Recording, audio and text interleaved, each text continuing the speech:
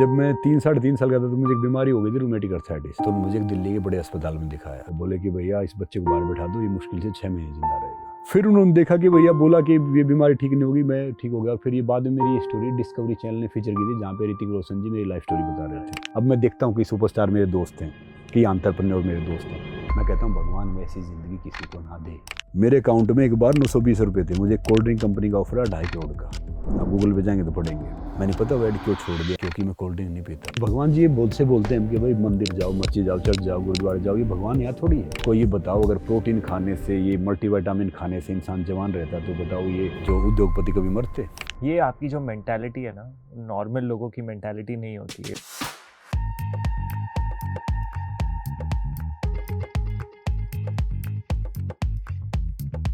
संग्राम सिंह जी नमस्ते, आपका बहुत बहुत स्वागत है इस LSM पॉडकास्ट में। और हम तो बहुत लकी है आज कि आप आए यहाँ पे और बहुत सारी बातें करेंगे। पहले मुझे पूछना है आपके अपब्रिंगिंग के बारे में, क्योंकि आप जिस जगह से हो, जैसे आप इतने बड़े हुए, मुझे थोड़ी वो स्टोरी जाननी है। इतनी अच्छी तरह से मुझे लगता है वो स्टोरी कहीं पे आपने पूरी तरह से कही नहीं है, तो मुझे वो थोड़ी जाननी है पहले। तो बहुत बहुत शुक्रिया हर्षिल जी कि मुझे इनवाइट किया आपने। बाकी ये है कि मैं ये बात मानता हूँ, मैं एक बात सोचता हूँ कि भाई ज़िंदगी वो नहीं होती जो हमें मिलती है। ज़िंदगी वो है जो हम बनाते हैं, कोशिश करके, मेहनत करके, प्रयास करके। तो मैं ओवर द पीरियड, मैं हरियाणा में, मेरा रोहतक मतलब मेरा डिस्ट्रिक्ट पड़ता है, एक मेरा गांव पड़ता है मदीना।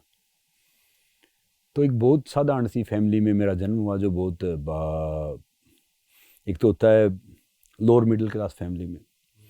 तो हालांकि वो अच्छा भी था। अगर आपको ज़िंदगी में है ना, आपको अगर प्रयास करने का, संघर्ष करने का, या बार बार असफल होने का अगर मौका मिलता है ना, तो ज़िंदगी का सबसे बेहतरीन पार्ट वही होता है। कहते हैं ना कि पैसे से है ना गद्दी मिल सकती है, बुद्धि नहीं मिल सकती। तो जब मैं 3-3.5 साल का था तो मुझे एक बीमारी हो गई थी, रूमेटिक अर्थराइटिस, गठियापा जिसको बोलते हैं। पहले वो पैर से स्टार्ट हुआ। आज भी मेरे पैर की उंगलियां इनफैक्ट थोड़ी सी ये टेढ़ी हैं, तो ये कर लेता हूँ, थोड़ा अर्थ टच हो जाएगा, बाद में पहन लूँगा। देखो ये, तो ये यहाँ से स्टार्ट हुआ, फिर धीरे धीरे घुटनों पे आ गया, हर जगह आ गया। फिर एक टाइम ऐसा था कि मैं अपने हाथ से अपना मुंह नहीं, मतलब अपना मुंह धो सकता था। अच्छा। स्ट्रो पे आ गया हर जगह। मतलब रूमेटिक अर्थराइटिस एक ऐसी बीमारी होती है, डॉक्टरों की भाषा में 30 तरीके का होता है, ये 30 प्रकार का, कि भैया ये बीमारी कभी ठीक नहीं होती, लाइलाज नहीं। मतलब उनके अनुसार 99.9% डेथ के साथ जाती है। अच्छा। और मैं कहता हूँ कि हर बीमारी क्योरेबल है। तो वहाँ पे आ गया। फिर घर वालों ने कभी यहाँ दिखाया, कभी वहाँ दिखाया। बहुत हम्बल फैमिली से था, तो मेरी जो, और लोअर मिडिल क्लास फैमिली में से, तो डॉक्टर जो आप, मतलब वो टॉप डॉक्टर के पास तो नहीं गए? अभी आप टॉप डॉक्टर के पास आज जाते होंगे जब मैं कभी पैदा हुआ ना, तो जब गांव में बिजली नहीं होती थी, कम होती थी। अच्छा। बहुत बड़ी बड़ी मिट्टी होती थी, जो आजकल की बात करते हैं बच्चे। तो मेरी माता जी मुझे गोद में उठा के लेके जाती थी 2-3 किलोमीटर, क्योंकि उसके बाद बस का किराया नहीं होता था। और फिर एक बार उनके पास थोड़े से, उन्होंने एक प्लॉट बेचा, पैसे थोड़े से हुए, तो उन्होंने मुझे एक दिल्ली के बड़े अस्पताल में दिखाया। वो बोले कि भैया इस बच्चे को बाहर बैठा दो, ये मुश्किल से 6 महीने जिंदा रहेगा। और ये बीमारी ऐसी है कि ठीक हो ही नहीं सकता इंसान। मगर मेरी माँ ने हार नहीं मानी। वो इस बीमारी में डॉक्टर कहते हैं कि मसाज मत करो, मगर वो दिन में 15-15 बार मसाज करती थी। कभी तिल के तेल से, कभी सरसों के तेल से, कभी आयुर्वेदिक ऑयल से, कभी देसी घी से, कभी उससे। फिर हार मैंने भी नहीं मानी कि भाई बात तो ये ठीक है। और जहाँ से मैं हूँ ना, वहाँ पे कुश्ती बहुत फेमस है, रेसलिंग बड़ा गेम है। और एक जो एक पहलवान की, रेसलर की इज्जत है ना, वो किसी की नहीं है। मैंने गांव में ऐसी मिट्टी कुश्ती देखी, पहलवानों को घी मिल रहा, दूध मिल रहा, थोड़े पैसे मिल रहे। जैसे काश यार मैं एक पहलवान होता। तो मेरे जो बड़े भाई साहब थे उस टाइम, वो कुश्ती करते थे, वो मतलब वहाँ पे लोकल दंगल खेलते थे। तो मैं सोता था ना, तो मैं सोचता था कि मैं पहलवान बन, मतलब वो रूमेटिक अर्थराइटिस हाँ, रूमेटिक अर्थराइटिस की पहलवान बन गया। उठता तो ये बीमारी कितनी खतरनाक होती है, मैं बताऊँ आपको, कि इसमें इंसान की आंखें तो खुल जाती हैं, मगर वो बॉडी जब मूव करता है ना, शरीर हिलाता है, तो बहुत पेन होता है, यानी दर्द उसका बहुत हो जाता है। देखो मैं आज सबको समझाता हूँ, जितने भी देख रहे हैं। आर्थराइटिस क्या होता है, बाय गठिया बा क्या होता है कि वो ऐसे हमारी हड्डियों के ज्वाइंट है। जब हम दवाई लेंगे ना तो वो ज्वाइंट थोड़े से उनमें वो ब्लड थोड़ा पतला हो जाता है, डॉक्टर कोई स्टीरॉयड दे देता है, कोई दूसरा दे देता है, कोई दूसरा पतला हो गया तो वो ऐसा लगेगा थोड़ा आराम हो गया है। फिर दवाई बंद करते फिर क्या होता है कि वो हड्डी ऐसे घिसती हैं और गैप बन जाता है, फिर लाइफ टाइम ठीक नहीं होता। डॉक्टर उसको बोलते हैं कि साइंटिफिक ये है। मगर हर बीमारी क्योरेबल है, क्योंकि शरीर तो पंच तत्व से बना है। देखो 5 हमारी इंद्रियां हैं, आप उसमें वो करते हैं ना, क्योंकि मैंने मौका मिला, गीता बाइबल कुरान मैंने सब थोड़ा थोड़ा पढ़ा। पंचमहाभूत। हाँ, मैंने अपने वेद भी थोड़े पढ़े हैं, मैं गुरुकुल में पढ़ा हूँ। अच्छा, थोड़े दिन। ओके। तो मैं इन चीज़ों के बारे में, 5 हमारी इंद्रियां हैं और पंच तत्व से भगवान है। अभी भगवान जी ये बोलते हैं कि भाई मंदिर जाओ, मस्जिद जाओ, चर्च जाओ, गुरुद्वारे जाओ, ये भगवान यहाँ थोड़ी है। वो तो एक स्टैचू है पत्थर की, वहाँ पे चले जाओगे एक पत्थर की वो मज़ार है, वहाँ पे चले जाओगे वो हम वो करते हैं, वहाँ पे एक वो टांग दिया वो ईसा मसीह, उसको कील वो करके वो, तो वो थोड़ी भय माने भूमि, गय माने गगन, वय माने वायु, ए माने अग्नि, न माने नीर। यानी ये पंच तत्व मिले तो भगवान मिला, उसको भगवान का हमने नाम बोला कि भाई ये भगवान है। क्योंकि देवता क्या होता है, देने वाला। देवता कौन है? हवा देवता है, पानी देवता है, अग्नि देवता है, तो ये सारी ये देवता है। तो फिर उन्होंने देखा कि भैया बोला कि ये बीमारी ठीक नहीं होगी, मैं ठीक हो गया। फिर ये बाद में मेरी स्टोरी डिस्कवरी चैनल ने फीचर की थी, जहाँ पे ऋतिक रोशन जी मेरी लाइफ स्टोरी बता रहे थे, और भी फिर ढेर सारे डिफरेंट हुआ। तो मुझे याद है कि एक फिजिकल डिसेबल इंसान को एक आम इंसान के मुकाबले 3 गुना ज़्यादा मेहनत करनी पड़ती है। तो सॉरी, इस यहाँ के व्यूअर्स को थोड़ा बताएंगे कि आप ठीक कैसे हो गए? मैं उसी पे आ रहा हूँ। हाँ। कि क्या था कि अभी अखबार में व्हीलचेयर लिख देते, व्हीलचेयर होती नहीं थी, इतने पैसे नहीं होते थे, तो लकड़ी के सहारे ऐसे ही चारपाई पे ऐसे रहते थे। जब नेचर कॉल के लिए जाना, यानी बहुत बाहर जाना पड़ता था, तो ऐसे बैठ के कोई वो करके जाता, तो मैं 1-2 अखाड़े में जाता ऐसे ही लकड़ी के सहारे, दोस्तों बोला लेके चलो जहाँ पे कुश्तियाँ हो रही, क्योंकि मैं उनको छिप के देखता था, कोई मिट्टी में क्या कैसा कर रहे हैं, क्या चल रहा है। तो फिर एक दिन उसने मेंटर ने मुझे देख लिया, क्या करना चाहते हो? मैंने कहा मैं भी जी रेसलर बनना चाहता हूँ, पहलवान बनना चाहता हूँ। और बड़ी हंसी उड़ाई, बड़ा मजाक किया कि आप तो खड़े हो गए ना, तो आपकी लाइफ की सबसे बिगेस्ट अचीवमेंट है ये, जो रेसलर बन सकता है। तो मैं बता सकता हूँ कि भैया ये रेसलर, मेरे हज़ारों बच्चे आए हैं, तो बता दूंगा कि ये रेसलर बनेगा, ये पहलवान बनेगा या नहीं बनेगा। आपको क्या लगा तभी? मुझे लगा कि यार ये इंसान कह रहा है ना, तो ये ठीक कह रहा है, क्योंकि देखो किसी फील्ड का कोई एक्सपर्ट होता है ना, वो शायद ठीक बोलता है। उस टाइम लगा, उस दिन वाकई टूटा, मैं थोड़ा रोया भी उस दिन। मगर मेरी माँ मुझे हर रोज़ एक बात कह के सुलाती थी कि तू पहलवान बनेगा, बड़ा बनेगा। वो मेहनत करती थी। और मेरे बड़े भाई साहब की इंजरी हो गई, तो वो भी फिर मुझे सपोर्ट करने लग गए। घर में रेसलिंग का नाम लो तो बैन था, क्योंकि मैं तो, और आपको सबसे ज़्यादा वो मारते हैं जो कहते हैं ना I am there for you, वो आपके लिए होते ही नहीं, वो फालतू ही बात करते हैं कि आपके रिश्तेदार, आपके पड़ोसी, वो आपको ज़्यादा हार्म करते हैं कि भैया ये तो बच्चा ऐसा ही था, इसका तो ये हो गया, ये ठीक नहीं हुआ। तो क्या था कि मैं ऐसे जाता है, तो किसी कोई बच्चे ने एक बार थोड़ा थोड़ा मैं ठीक होना स्टार्ट हुआ। मैं ठीक कैसे हुआ? नेचुरोपैथी से, योगा से, माँ की दुआओं से, उसकी मेहनत से। मेरे घर में एक गिलास होता था, गिलास उठाना स्टार्ट किया, डिब्बा उठाना स्टार्ट किया 1 kg का, फिर 2-2.5 kg की बाल्टी उठाना स्टार्ट किया। तो इस प्रोसेस में मुझे ये पूरा प्रोसेस 8.5 साल का रहा, ठीक होना, ये चलना। और फिर मैं अखाड़े में ऐसे गया ना, किसी ने पुश कर दिया, फ्रैक्चर हो गया। मैं एक कदम चल नहीं सकता था, क्योंकि थक जाता था, मैं खड़ा होता था। तो आज मेरा स्टेमिना मेरी ताकत है। तो मेरी लाइफ का जो रिजेक्शन था, उसको मैंने मोटिवेशन बनाया। जो बच्चा सब मजाक उड़ाता है, जो खड़ा नहीं हो सकता, चल नहीं सकता था, फिर मौका मिला कि मैं आया, खेला, अपनी कंट्री को रिप्रेजेंट किया प्रोफेशनल रेसलिंग में। तो कॉमनवेल्थ हैवीवेट चैंपियन बना, वर्ल्ड का बेस्ट प्रोफेशनल रेसलर बना। और पिछले 30-31 साल से तो मैं एक्टिव रेसलिंग कर रहा हूँ। मैं पहली बार इंडिया के लिए 2005 में खेला था, 2005 में सीनियर वर्ल्ड रेसलिंग चैंपियनशिप में गया था। अब ये बच्चे बोलते हैं ना 30 साल में वो कर देते हैं। अब रिसेंटली मैच मैंने फरवरी में किया है प्रोफेशनली। तो वो अनुभव की बात करता हूँ, फिर मैं बोल नहीं सकता था, क्योंकि क्या था कि जब ये रूमेटिक अर्थराइटिस हुआ तो थोड़ा सा अटैक हुआ, मेरे टंग से ऐसे राल टपकती थी। तो फिर मैं स्पीकर बना, मैं इंडियन आर्मी के साथ भी था, रेसलिंग फेडरेशन ऑफ इंडिया का पहला ब्रांड एम्बेसडर स्पीकर था मैं। फिर मैं ढेर सारी जगह जाने लग गया, मुझे पता नहीं होता था मोटिवेशनल स्पीच क्या है, ये चीज़ें क्या हैं। फिर मेरी लाइफ का एक चैप्टर आया, पता चला धीरे धीरे। फिर मुझे स्कूलों में, कॉलेजों में, इन सब में मुझे पता चला कि भाई ये स्पीचेज़ हैं। क्योंकि मैं एक बार यूनिवर्सिटी में चला गया, एक मोटा सा, उसके बाल उड़े हुए, वो कह रहा कि सुबह 4 बजे उठना चाहिए और ये करता हूँ और वो करना चाहिए। मैं बैठा बैठा पता क्या सोच रहा था, मैं गैस पर नहीं गया हुआ था, यार ये 4 बजे तो मैं भी नहीं उठता हूँ आजकल, मैं 4:30 बजे उठता हूँ, तो ये इंसान फिट तो होना चाहिए थोड़ा सा। मुझे उसकी बातें कुछ नहीं, क्या बोल रहा मुझे समझ में नहीं आ रहा। फिर मैंने उससे पूछा, उसने पूछा कोई क्वेश्चन पूछना किसी को, तो मैंने कहा जी हाँ मुझे पूछना है कि जो आप कह रहे हैं वो आप करते हैं? बोला मतलब? मैंने कहा अगर आप 4 बजे उठते तो आप थोड़े फिट तो हो जाते। बोले मतलब? मैंने कहा आप तो फिट ही नहीं हो। बोला यहाँ बैठ के बोलना बड़ा आसान है, यहाँ खड़ा होकर बोलना बड़ा मुश्किल है। तो याद रखो, जिंदगी में अगर आपकी कथनी और करनी में अंतर रहेगा ना, तो आप वो कर नहीं पाओगे। जैसे मैं आया, बच्चे बोले चाय कॉफ़ी ले लो, चाय कॉफ़ी तो बीमार पीते हैं, पीता नहीं चाय कॉफ़ी। मेरे अकाउंट में एक बार 920 रुपये थे, मुझे कोल्ड ड्रिंक कंपनी का ऑफर है 2.5 करोड़ का, आप गूगल पे जाएंगे तो पढ़ेंगे। मैंने पता वो ऐड क्यों छोड़ दिया, मैं ऐसे ही रह रहा था किसी के उधर, क्योंकि मैं कोल्ड ड्रिंक नहीं पीता। अगर 2 बच्चे मुझे फॉलो कर रहे हैं तो मैं उनको जहर पिला रहा हूँ, मेरा ही मानना रहता है।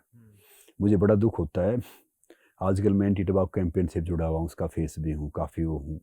मैं किसी घर पे रह रहा था, वो आया मुंबई में, तो मैं नया नया आया था, तो वो बोले कि भैया अगर आप ये करते हो ना, होर्डिंग लगेंगे, ढेर सारा प्रचार होगा, लाखों ही फैन फॉलोइंग होगी, ये होगा वो होगा, हम ये काम करेंगे। फिर मैंने कहा यार अगर मान लो कि 2 बच्चे फॉलो कर रहे हैं तो हम उनको गलत चीज़ एडवाइस कर रहे हैं, और रात को सुकून से सोना तो दिन भर ईमानदार रहना पड़ता है। ये आपकी जो मेंटालिटी है ना, नॉर्मल लोगों की मेंटालिटी नहीं होती है, बहुत अलग किस्म की मेंटालिटी है, बहुत एक प्योर मेंटालिटी है। अगर मैं आपको ऐसे फ्लैटर नहीं करना चाहता, लेकिन बहुत कम लोग ऐसे दिखते हैं जो कहते हैं और करते भी है ये चीज़। तो ये कहाँ से आता है? आपको लगता है कि आपकी अपब्रिंगिंग की वजह से आता है, आपके स्ट्रगल्स की वजह से ये आता है, कि क्या है ये? देखो मेरा ही मानना ये है कि आपको सीखने में और पढ़ाई को सीखने के बीच में नहीं आने देना चाहिए। जो आजकल के बच्चे आते हैं ना, वो डिग्री लेके वो साक्षर हैं, शिक्षित नहीं हैं। शिक्षित वो होते हैं जो वैल्यूज से बड़े होते हैं। हम वहाँ से आए हैं जहाँ पे बहुत वैल्यूज हैं। मुझे आज भी याद है कि मैं कई जगह बोलता हूँ कि घर वाले पीटते थे, पड़ोसी पीटते थे, स्कूल में मास्टर टीचर पीटते थे, फिर घर वाले पीटते थे, और मैं उस स्कूल में पढ़ा हूँ जहाँ पे 60 पैसा फीस लगता था। एक चीनी की बोरी या एक खादा कट्टा होता था, उसको हम लेके जाते थे सिर पे, बारिश आ गई तो उसको उड़ लिया, नहीं तो क्लास में उसमें बैठता था मैं। बहुत सिंपल उस पे था। तो वो जब सब सारी चीज़ें देख के आऊँ ना, अब ये कोई बहुत बोलता कि जी वो डाइट का वो कर लो, मैंने वो टाइम देखा है कि मैं 102 बुखार में 50 रुपये के लिए कुश्ती लड़ता था, 102 बुखार में 50 रुपये के लिए कुश्ती लड़ता था, क्योंकि सुबह खाना नहीं होता था। तो मैं वो सारी चीज़ देख के आऊँ। जब भी बात करते हैं ना, ये आपका प्रोटीन लेवल है, ये डाइट लेवल है, ये स्ट्रेस है, ये एंग्जाइटी है, तो मैं बड़ा हैरान होता हूँ यार। याद रखो, जैसा आप सोचते हैं वैसे बन जाते हैं। एक पुरानी कहावत है, जैसा खाओगे अन्न वैसा होगा मन, जैसा पियोगे पानी वैसे निकलेगी वाणी, जैसी संगत वैसी रंगत। खाने पीने से कोई बड़ा होता ना, अब ये ढेर सारी सब मार्केटिंग है। कोई ये बताओ, अगर प्रोटीन खाने से, ये मल्टीविटामिन खाने से इंसान जवान रहता, तो बताओ ये जो उद्योगपति कभी मरते? कोई क्रीम लगाने से गोरा होता, ये सब होता, तो फिर ये कितने घूम रहे, ये सब होता? कोई भी ये खाना खाने से, पानी पीने से ये होता तो वो चीज़ होती। मैं कह रहा हूँ कि मैं 3 दिन भूखा रहूँगा, नल का पानी पी लूँगा, बाकी चीज़ें कर लूँगा। आपकी जो सोच है ना, जो आपका संघर्ष है, जहाँ से आप आए हो, जो आपने मेहनत की है, वो आपको आगे लेके जाएगी। ये सब चीज़ें हैं ना, ये सब वहम है कि जी मैंने कम खाना खाया, आज मैं कम सोया, आज मैंने ये चीज़ की, आज मैंने वो चीज़ किया। जब आप इनसे परे जाते हैं ना, तो ज़िंदगी जब शुरू होती है। और ज़िंदगी का मतलब पता है क्या? ज़िंदगी का मतलब ये नहीं है कि भाई मैंने ये कर दिया, या मान लो ज़िंदगी का मतलब ये है कि भाई मैं एंटरप्रेन्योर बन गया, मैं स्पोर्ट्स स्टार बन गया, मैं फिल्म स्टार बन गया, मैं पॉलिटिशियन बन गया, ब्यूरोक्रेट्स बन गया। नहीं, ये छोटी सी पिक्चर है। जो बड़ा कन्वेंस है ना, ज़िंदगी है। मैं हमेशा एक बात सिखाता हूँ सबको कि happiness is the highest form of success. जो खुश है वो कामयाब है। अब बहुत से बड़ी बात करते हैं कि भाई मैंने ये किया। मैं कह रहा हूँ जब टाइम आएगा ना, इस ज़िंदगी का उद्देश्य वो है कि भैया जब आपके जाने के बाद भी कुछ रहे, इस ज़िंदगी को वहाँ लगा दो। जो पहन रखे हैं ना, ये भी निकाल लिए जाएंगे जब हम जाएंगे तब। अब खुद बताओ, बहुत से बोलते शादी कर लो, बच्चे पैदा कर लो। महाराणा प्रताप थे, महाराणा प्रताप जी थे, महात्मा गांधी जी थे, हम जानते हैं उन्होंने काम किए। आपके काम याद रहते हैं। अगर आपको मरने के बाद जिंदा रहना, दो जगह रह सकते हो, या तो अच्छे काम करके जाओ, लोगों की सोच में जिंदा रहो। आपने कोई अच्छा काम किया, कोई आपका पोता पड़पोता बोलेगा ना कि हमारे बाबा ऐसे थे, उन्होंने किया, तो आप तभी जिंदा हो गए। तो महाराणा प्रताप जी को, महात्मा गांधी जी को हम जानते हैं। उनके बच्चे कौन है मुझे आज तक नहीं पता। भगत सिंह जी को हम जानते हैं। देखो याद रखो, एक छोटी सी बात बता रहा हूँ। जब भगत सिंह ने जब वो वहाँ पे बम डाला, बम है ना, उन्होंने कोई मारने के लिए डाला, नॉर्मल डाला। मैंने हिस्ट्री से एमए किया, बाद में लटक लटक के, इतना ज़्यादा पढ़ा नहीं हूँ मैं। तो जब उसको सजा हो रही थी ना, जो देश के बड़े बड़े इंसान हैं, जो बड़े बड़े पदों पे थे, बाद में बड़े बड़े पदों पे रहे, तो सब उसको आतंकवादी बोलते थे। सब बोलते थे कि भाई इसका काम ही यही है। किसी ने उसको बचाया नहीं। उसने अपने आप को भी नहीं बचाया, बाकी ने भी किसी को नहीं बचाया। कई समझौते हुए, मैं किसी का नाम लूंगा नहीं। तो समय का चक्कर देखो कैसा है। भगत सिंह जी को फांसी हो गई और चले गए। आज भले ही भगत सिंह साहब का नोटो फोटो नहीं है, मगर हिंदुस्तान का, यानी भारत और पाकिस्तान, कोई ऐसा कलेजा नहीं है जिसपे भगत सिंह साहब की फोटो नहीं होगी। तो समय का जो चक्कर है ना, वो बहुत घूमता है। तो मैं लाइफ में ही मानता हूँ। तो जैसे मुझे कोई मिलता है ना कि भाई ये एंटरप्रेन्योर है, या ये सुपरस्टार है, या इसने कर लिया, तो आपकी लेगेसी क्या रहने वाली है? आप किस पे काम कर रहे हो अभी, जो आपकी जिंदगी अभी है इस मुकाम पर? अभी आप क्या करने जा रहे हो?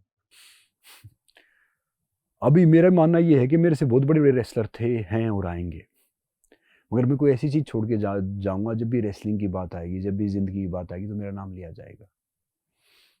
अभी मैं पिछले 12 साल से यूथ के लिए बहुत काम कर रहा हूँ। मतलब जरिया बन रहा हूँ, करता तो परमात्मा है, हम सब तो माध्यम है। तो 12-13 साल हो गए मुझे ये करते हुए कि भैया, तब से मुझे पता चला है कि ये मोटिवेशन है, ये नॉर्मली चीज़ें हैं। मुझे आज भी याद है, मैं एक बार गांव में गया। एक लड़की, छोटी सी लड़की, जून इस महीने में, मई जून के महीने में नंगे पैर स्कूल जा रही थी। तो उन्होंने पूछा, ये क्यों जा रही है? हम तो खैर नंगे पैर जाते थे, हमारी तो मजबूरी थी कि हम भैंस के गोबर में पैर भिगो लिया, पानी में भिगो लिया, फिर जाते थे, एक जोड़ा जूते मिलते थे हमें, तो क्योंकि वो टाइम वैसा था।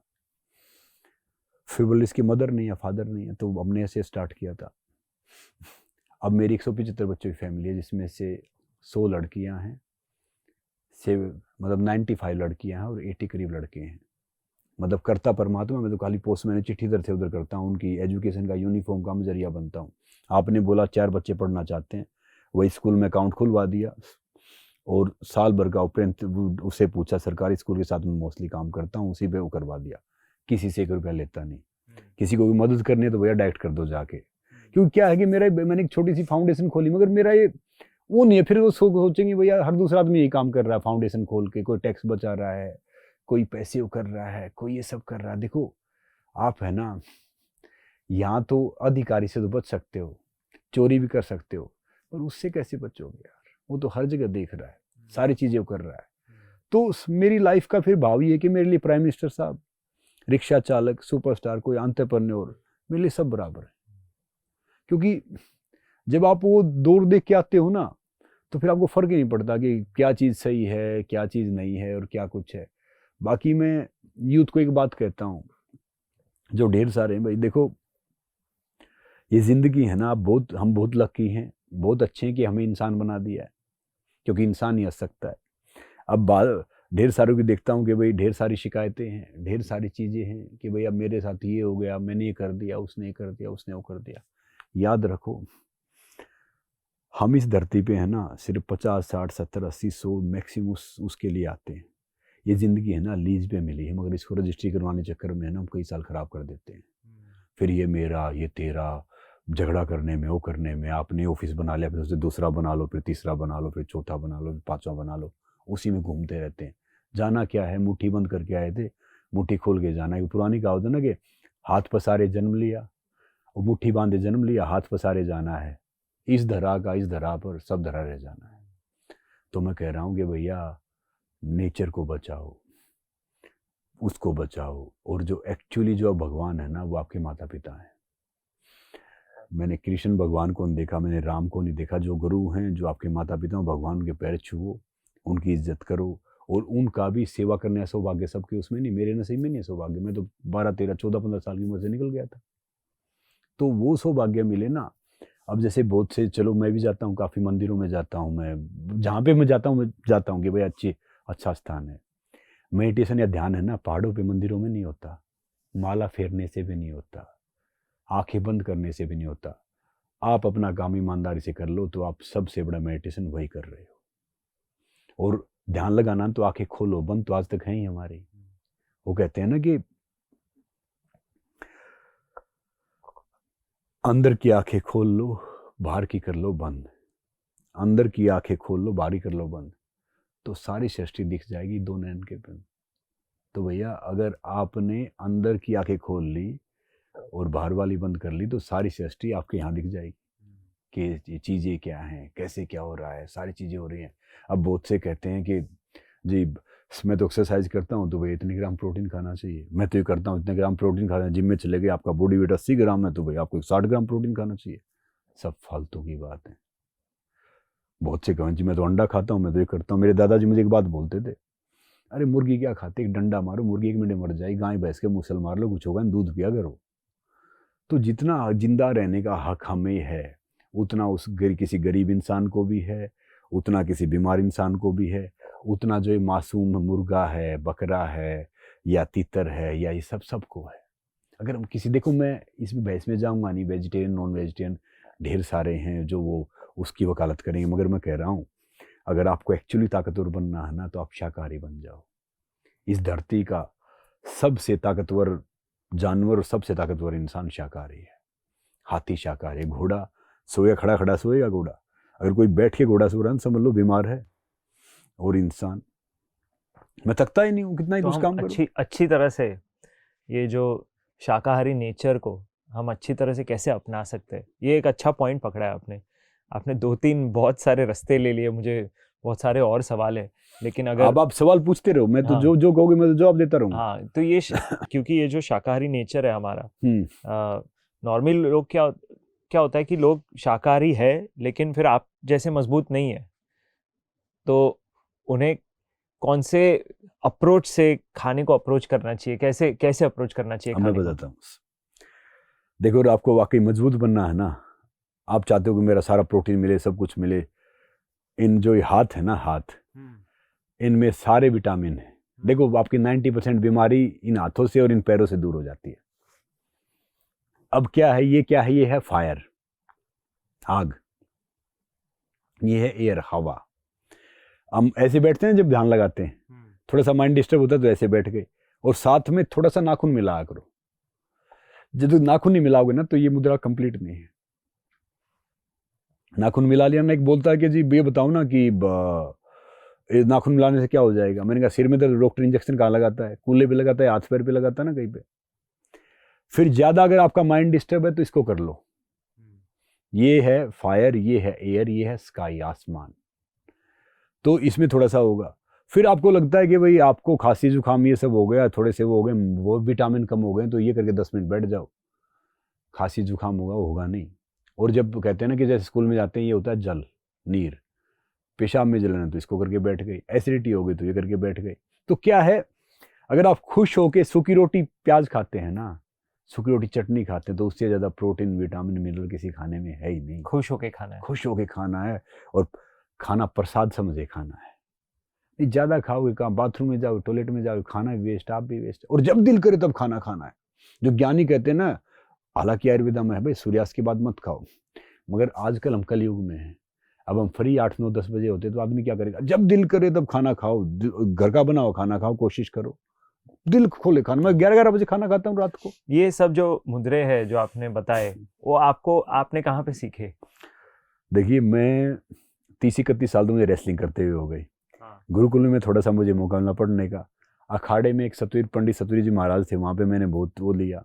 और इतने साल से मैं ढेर सारे बाहर के कोच, ढेर सारे इंडिया के, ढेर सारे वो मैंने बहुत देखा, तब मैं निचोड़ निकाला है। जो ये सब वो करते हैं ना, जो 6 पैक और 0 साइज दिखता है ना, वो फिट नहीं होते, वो एक्चुअली फिट होते ही नहीं।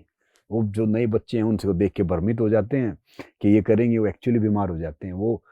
वो समझ लो आप अपनी एक्चुअली अगर आप हेल्दी हो गए, थोड़ा सा फिट हो गए ना, तो थोड़ा सा टम्मी बाहर आ जाएगा। ये नहीं कि आप वो नहीं हो, आप ताकतवर हो तब भी। शेप बनना तो भाई आप थोड़ा सा खाना उस हिसाब से करो। रात को मैं 10-10 बजे खाना खाता हूँ, 11-11 बजे खाता हूँ, क्योंकि मैं लेट हो जाता हूँ आजकल। फिर 1 घंटा बाद सो जाओ उसके। और 2 आसन बताऊंगा मैं, वज्रासन करो 5-7 मिनट, और एक मलासन है वो करो, और एक जो हनुमान पैतरा उस पर बैठो आप, आपकी सारी आदि बीमारी तो वैसे ही दूर हो जाएंगी। तो ये सारी चीज़ मैंने वहाँ से सीखी हैं कि बहुत जो बेसिक है। अब कोई भी बीमारी है, मैं आपके शरीर से तो सबसे बड़ी ताकतवर चीज़ है जो परमात्मा ने हमें दी है। आप खाली पेट आ गए तो मैं आपकी नाड़ी पकड़ के बता दूंगा, अब अनुभव इतना हो जाता है। अब मेरे से जैसे बात करते हैं, पूछते हैं कोई, ये बताते देखिए जी आपका आयरन कम हो गया है, आपका होम्योग्लोबिन कम हो गया, आपका ये कम हो गया, आपको खाना चाहिए, तो मैं हंसता हूँ। यहाँ पे देखो डॉक्टर हैं, मैं डॉक्टर को गलत नहीं कहूँगा, कुछ डॉक्टर बहुत अच्छे, कुछ बीमारी ऐसी हैं जो आयुर्वेदा ठीक करेगा नहीं। अगर वो डायग्नोस हो गई या बाकी चीज़ें होगी तो वो फिर देखो एलोपैथी से ठीक होंगी। कई बार हम भी कहीं चले जाते तो हम भी सहारा लेते हैं। वैसे मैं कोशिश करता हूँ कि टेबलेट नहीं खाऊं कई सालों से, मगर पद्धति कोई खराब नहीं है। वो कहते हैं अगर ये कन्वेंस हो गया ना तो कुछ भी है वो ठीक हो जाएगा। और बीमारी है ना, बीमारी आपके शरीर में सिर्फ 10% होती है, 90% तो यहाँ पे होती है। अगर इसको आपने ठीक कर लिया तो सारी ठीक हो जाएंगे। तो सारी चीज़ वही है। तो अगर आपको खाना खाना, एक्चुअली मैं आज 2 मील खाता हूँ। बोलते हैं ना कि हर 2 घंटे में खाओ, ये मेटाबॉलिज्म हाई हो जाएगा, वो सब हो जाएगा। एक मेरा कोच कहता था आपको शेर बनना है बकरी बनना है, बोला मैंने कहा समझा नहीं। बोला शेर अपना खाना 1 या 2 दिन में 1 बार खाता है, बकरी मैं पूरा दिन मुंह चलाती हूँ, ताकतवर होती नहीं है। तो मैं खाना सिर्फ 2 टाइम खाता हूँ आजकल। पहला मील मेरा रहता है दिन में 12 बजे, जिसको मैं ब्रेकफास्ट कम लंच करता हूँ। देखो मैं सबके लिए कहूँगा कि भैया ये एडवाइसेबल है, बाकी आप सबके ऊपर है। मैं इन कहूँगा कि आप ये खाओ। फिर मैं शाम को खाता हूँ, जैसे टाइम मिल गया तो 8 बजे खाऊंगा, कई बार 9 बजे। वैसे आइडल तो होता है 7-7:30 बजे आप खा लो, मगर काम के उस पर है। मैं यात्रा बहुत करता हूँ, महीने में 20-21 दिन मैं यात्रा करता रहता हूँ। जिंदगी में 2 ही काम करता हूँ, वर्क या वर्कआउट। या तो काम करता हूँ या वर्कआउट करता हूँ। और कोई कंप्लेंट नहीं करता, उठता उसका नाम लेके हूँ, सोता उसका नाम लेके हूँ। तो मेरे अनुसार अगर आपको नेशनल लेवल का एथलीट बनना है तो आपको रोजी रोटी के अलावा 1200 से 1500 रुपये बहुत हैं। अच्छा, नेशनल लेवल का एथलीट बनने के लिए। वाह। और मेरे अनुसार अगर आपको वर्कआउट करना है तो आपको 3 फीट चौड़ा और 6 फीट लंबा एरिया चाहिए। एक मैट ले लो, एक टावल ले लो, और जो मेरे गांव में जो दोस्त हैं वो एक चटाई ले लें या चादर बिछा ले या नॉर्मली कर ले, तो उस पर आप बिगिनिंग से लेके नेशनल लेवल का वर्कआउट कर सकते हो। मैंने बहुत से वीडियो बनाए, मैं यूट्यूब पे इतना एक्टिव था नहीं, अभी हम आए हैं तो उस पर आप सारे वीडियो देख भी सकते हो। खाना कब खाएं, क्यों खाएं, कैसे खाएं, किस टाइम खाना खाएं। देखो पानी पीना बहुत अच्छा है, पानी गलत टाइम पियोगे तो जहर है। दूध पीना बहुत अच्छा है, दूध गलत टाइम पियोगे जहर है। बहुत से आएंगे कि भैया दूध नहीं पीना चाहिए, ये नहीं करना चाहिए। जो हमारी जलवायु है, जो हमारे अनुसार है, वहाँ पे दूध, घी, खाना, ये सारी चीज़ बहुत ज़रूरी है। देखो याद रखो, कोई आईसीयू में एडमिट है, अगर रोटी एक टुकड़ा खा लेगा ना तो उसकी जान बच जाएगी। तो इसलिए मैं पहले 10 लीटर दूध पीता था। 10 लीटर सुबह शाम तक। मेरा वेट होता था 100 के 105 110 केजी। आप मेरी फोटो देखना, पहले मैं 120 केजी में खेलता था, फिर 96 में मेरी माँ भेजती थी, मैं 10 लीटर दूध पीता था सुबह शाम तक। और इतना घी पीता था, 300 350 400 ग्राम तो गिलास में डाल के। अब भी मैं 1 लीटर दूध पीता हूँ हर रोज। दूध मेरा नासिक से आता है, गाय का। मतलब ये थोड़ा सा वो मिक्स गाय हैं, सही गाय तो कहाँ मिलेंगी यहाँ पे, वो तो घर पे ही मिल सकते हैं, गाय या भैंस।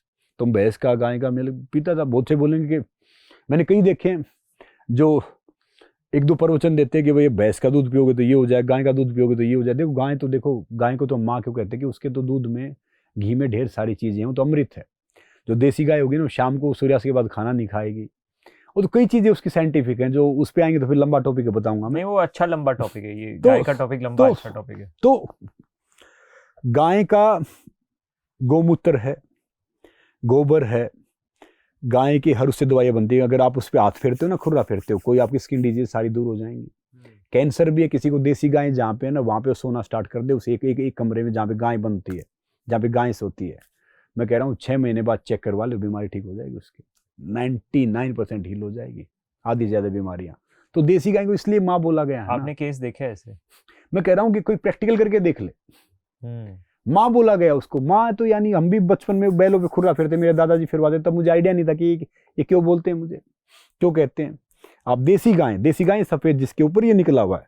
बहुत से मैंने एक दो बुजुर्ग देखे, वो कहते हैं 50 साल का हूँ, मैंने नहीं किया। वो दिख तो ऐसे 70 के रहे थे, दूध नहीं पीना चाहिए, नहीं करना चाहिए, फालतू सलाह दे रहे हैं। या दूध नहीं पियोगे तो फिर गाँव को वैसे कौन इनको अडॉप्ट करेगा, कौन इन भैंसों को रखेगा, कौन इनको रखेगा, वो चले जाएंगे। आजकल तो उल्लू ही हो गए हमारे सारे।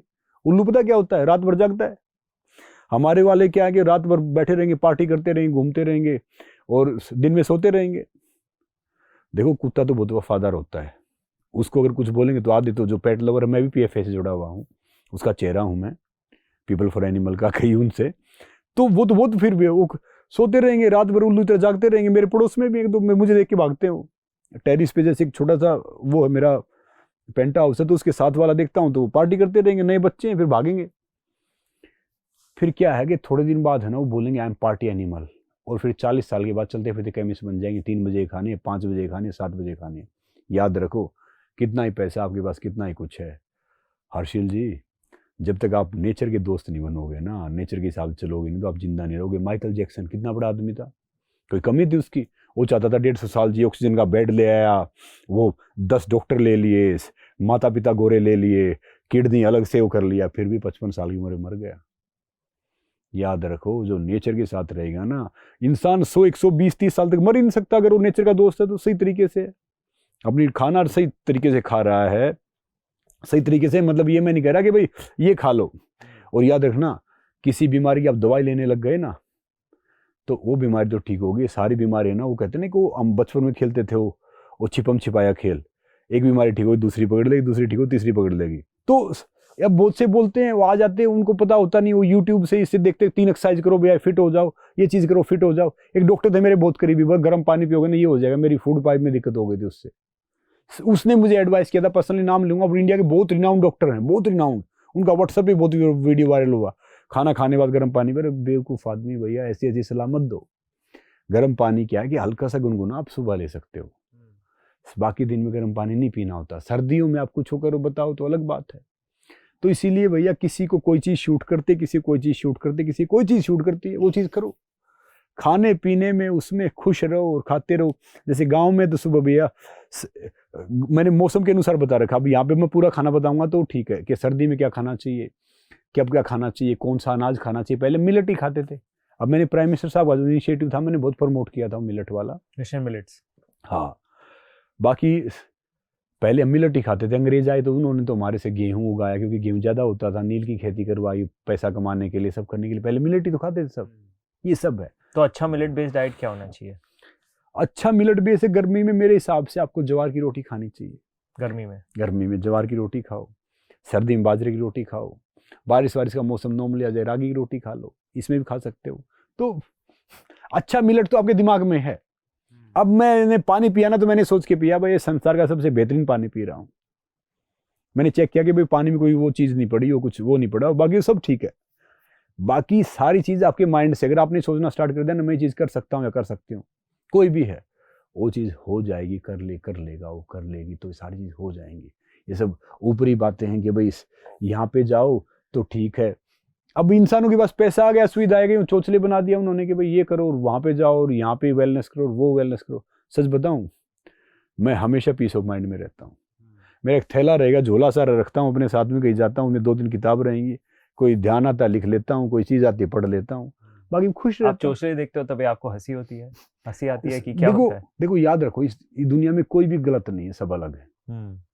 तो मैं सोचता हूँ भाई उनका तरीका है, क्योंकि मेरे जो बड़े भाई साहब हैं ना, वो आयुर्वेदा डॉक्टर हैं, उन्होंने किया है, और वो है ना कैंसर से लेके सबकी दवाई देते हैं फ्री ऑफ कॉस्ट, किसी से रुपया लेते नहीं, हाथ पैर ठीक करते हैं। अध्यापक हैं वो, हरियाणा गवर्नमेंट में सबको, और वो ठीक भी हो जाते हैं। स्कूल में बच्चों को पढ़ाएंगे, फिर अखाड़े में जाएंगे तो वहाँ बच्चों एक्सरसाइज करवा लेंगे, फिर वो चीज़ें करेंगे। तो मैं देखता हूँ कि हमारे से क्वालिटी लाइफ तो इनकी है। इंसान सीखता है, इंसान वो करता है। इसलिए मैं मान के चलता हूँ भाई कि आए हैं यहाँ पे क्षण भर के लिए कुछ करने के लिए, तो चीज़ें करो। मैं नेचर का बहुत ख्याल रखता हूँ। मैं जिस पार्क में चला गया, मैंने एक्सरसाइज कर ली ना, वहाँ 5 पेड़ लगवाऊंगा। मेरी ड्यूटी नहीं, मगर मेरा एथिकल ड्यूटी है कि मैंने यहाँ से ऑक्सीजन लिया है। अब आजकल कहते हैं टेम्परेचर देखो कितना हो गया है, ढेर सारे पानी वेस्ट करते हैं। याद रखो पानी है ना, बनाया नहीं जा सकता, पानी बचाया जा सकता है। हमारे दादा नहर से पानी पीते थे, हमारे पिताजी सब कुएं से पानी पीते थे, हम नल से पानी पीते हैं। जो हमारे जो नए बच्चे आएंगे ना, वो जो आजकल के बच्चे बोतल से पानी पीते हैं, और जो नए बच्चे आएंगे ना, पता नहीं उनको पानी मिलेगा नहीं मिलेगा। तो भैया ये पानी को बचाओ। मैंने कुएं से पानी पिया, हमने तो देखा है, हम गांव से आए हैं। वो सारे रंग, वो सारे ढंग, सारा सब कुछ देखा है। तो वो अब ये सब बात करते हैं ना कि जब ये चीज़ चलती है तो मैं थोड़ा सा, हर्षिल जी, मैं थोड़ा सा हंसता भी हूँ, मैं थोड़ी सी बात भी करता हूँ। अब तो देखो, आप चाहे रिलीजन धर्म देखो, आप चाहे जाति देखो, आप चाहे मेडिटेशन देखो, आप चाहे योगा देखो, सारा बिजनेस ही तो कर रहे हैं ना। एक्चुअली कौन कर रहा है, आप खुद बताओ। समझदार एंटरप्रेन्योर हैं, एंटरप्रेन्योर हैं समझदार, जो आजकल की भाषा में बोलते हैं। तो बाकी क्या है कि अगर जब आप दिल से किसी के लिए कुछ कर दो और उसके बदले में कुछ नहीं चाहोगे ना, तो आप देख लेना आपकी हेल्थ में कितना इंप्रूवमेंट आएगा। ये तो प्रैक्टिकल कर रहा हूँ। आप किसी के लिए कुछ अच्छा कर दो और अब उसे कुछ मत चाहो। कुछ चाह रहे तो यू आर डूइंग बिजनेस, फिर आप कहाँ अच्छा कर रहे हैं। अगर आपको बहुत से क्या बोलते हैं कि भाई ये कर दिया, एक आए एक सीए साहब थे, उन्होंने बोला ये किया जी, वो कुछ 50-60 करोड़ कर रहे हैं और उनको ना 30 करोड़ दे देंगे, 30 करोड़ रख लेंगे। तो मैं हासा, मैंने कहा तुम कैसे, तुम बच्चों जैसी बात करते हो, डूड बात करते हो। वो पायल जी कहेंगे कि भैया उनको इतना बड़ा घरोड़ चाहिए, उनको ये चीज़ चाहिए, उनको दूसरी चीज़ चाहिए, उनको ठीक है उनके हिसाब से। पर मैं सोचता हूँ यार यही घर खाली पड़ा रहता है, हम तो रह नहीं पाते, घूमते रहते हैं, सारी चीज़ करते रहते हैं। तो जो चीज़ बढ़ रही है ना, वो एज बढ़ रही है, बाकी चीज़ें छोड़ते हो जाओ, सारी चीज़ें, उसका आनंद अलग है। चीज़ें आप पकड़ के रखोगे, वैराग्य है, उसका आनंद अलग है। अब मैं बहुत से, जैसे मैं मिलता हूँ यहाँ पे, जैसे उसकी मेहर है कि गांव से थे, फिर तो मैं यही एक बात कह रहा था कि मेरी लाइफ का जो रिजेक्शन था ना, मेरा मोटिवेशन वही है। चल नहीं सकता था तो रेसलर बना, बोल नहीं सकता था स्पीकर बना, बहुत शाय था टीवी पे आया, ज़्यादा वो करता शो होस्ट किया, फिल्म करने जा रहा हूँ, सारी चीज़ वही कर रहा हूँ जो रिजेक्शन था। और मुझे खुद नहीं पता, वैसे IIT कहाँ जा सकते हैं, तो वो स्टूडेंट जो 33% नंबर आ जाए तो बड़ी बात है। मेरे फादर साहब की जूती मेरी कमर पे छिपी रहती थी। एक बार रिजल्ट आने वाला था भैया, वो मेरे फादर साहब कहीं जा रहे थे, बोले इधर 3 जूतियां मारी निकाल के। तो एक पड़ोसी बोले क्यों पीट रहे हो भैया, बोला मुझे पता कल इसका रिजल्ट आएगा, कल मैं हूं नहीं, वही मुझे पता करेगा क्या ये। और उसके बावजूद आज जब मैं IIT जाता हूँ या मैं वहाँ पे जाता हूँ, लबासना जाता हूँ, तो मैं वो चीज़ें सोचता हूँ और मैं हंसता हूँ कि भैया देखो, याद रखो कि पढ़ाई को सीखने के बीच में मत आने दो। पढ़ाई का और सीखने का कोई मतलब है ही नहीं। पढ़ाई क्या है कि भैया एक जो हम पढ़े हैं कम्युनिकेशन है, जो, और वो कम्युनिकेशन तो भी सीख जाते हैं जो कई खिलौने बेचेंगे ना, कई बारह फटाफट इंग्लिश बोलेंगे, फटाफट भाषाओं करेंगे, ये सब करेंगे। सीखना तो होता है कि आप हर चीज़ से सीखो, आप नेचर से सीखो, आप अपने माता पिता से सीखो, आप कोई अच्छी चीज़ें सीखो, सीखना है। तो रेसलिंग में, और आप व्यक्ति भी ऐसे हो कि टॉप 1% व्यक्ति हो, टॉप 1% रेसलर हो, एज अ इंडिविजुअल आप काफ़ी इवॉल्व हो, और आपने इंटरनेशनल स्टेज पे आप जैसे दूसरे देशों के लोग भी देखे होंगे जो टॉप 1% होंगे, उनसे आपने क्या सीखा? देखो क्या है कि मैं बिल्कुल टॉप 1% नहीं, मैं तो बहुत जीरो पे खड़ा हूँ आज भी। मैं सोचता हूँ देखो हम अच्छा कर रहे हैं, ये मत सोचो कि हम अपने क्षमता के अनुसार बेस्ट कर रहे हैं। इंसान को छोड़ के बाकी सारी चीज़ें मैक्सिमम तक जाती हैं, जिसमें भी जान है। पशु देखो, पेड़ देखो, कुछ भी चीज़ देखो जिसमें जान ना, इंसान एक ऐसा है जो मैक्सिमम तक नहीं जा पाता। तो मैं मेरी क्षमता के अनुसार अभी उतना बेहतर नहीं कर रहा हूँ, और मैं बहुत छोटा सा रेसलर हूँ, छोटा सा वो हूँ। तो मैं जिस भी बार वाले से मिलता हूँ, एक बार मुझे एक बड़ा इंसिडेंट बता रहा हूँ आप सबको। रशिया में हर घर में तकरीबन वर्ल्ड चैंपियन, ओलंपिक चैंपियन है। वहाँ पे कोई सेकंड आता है तो ताली नहीं बजाते, फर्स्ट पे ताली बजाते हैं। तो मैं रशिया चला गया ट्रेनिंग करने, ये बात बता रहा हूँ 2006-2007 की। तब हिंदी बोलनी आती नहीं थी, हरियाणवी में आती थी, एक शब्द आता था इंग्लिश का, इंडिया, भाई कुछ नहीं आता। मुझे पता चला वर्ल्ड चैंपियनशिप में गए, एक हमारा कोच कहता था कि भाई आपको ये चीज़ रहनी चाहिए। एक रशियन था, 2-3 उसकी शादियाँ हो रखी, कई बच्चे, और उसने उठा के बड़ा मारा मुझे।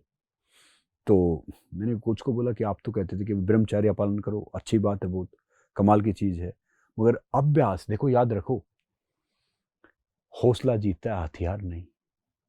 एक है ना मूर्ख इंसान भी एक मूर्ख इंसान भी एक प्रतिभावान आलसी को आसानी से हरा सकता है लगातार प्रयास करके।